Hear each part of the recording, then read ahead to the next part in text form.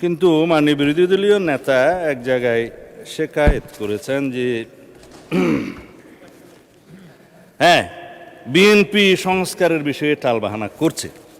তা আমি এখন পত্রিকাগুলো ফেলে দিলাম।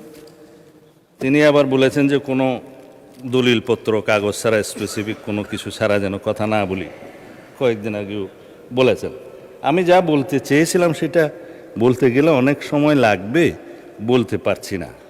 তারপরেও বলি, মানে স্পিকার, এখানে তো ইতিহাস চর্চা অনেক হয়েছে, তো ইতিহাসের আকাশে তো অনেক তারা। বলেছেন 1947-এ মাওলানা মওদুদী সাহেব পাকিস্তানকে চেয়েছিলেন।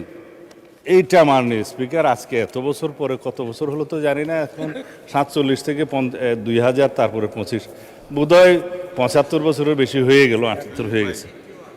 আজকে এই নতুন ইতিহাসটা আবিষ্কার করার জন্য আমি ধন্যবাদ জানাচ্ছি।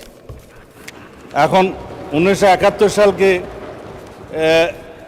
ভালো লাগে না সেটা আমরা বলতে চাই না, কেন ভালো লাগে না সেটা আমরা জানি, কিন্তু 72-এর সংবিধান, 71-এর ইতিহাস, সব কিছুকে এখন স্বীকৃতি দিতে হচ্ছে। আমি বিরোধী দলীয় নেতৃবৃন্দকে অসংখ্য ধন্যবাদ জানাই যে আপনারা মুক্তিযোদ্ধাদের ধারণ করেছেন, নিজেরা মুক্তিযোদ্ধা দাবি করছেন এবং মুক্তিযুদ্ধের সেই ইতিহাসকে আপনারা স্বীকার করছেন। সেজন্য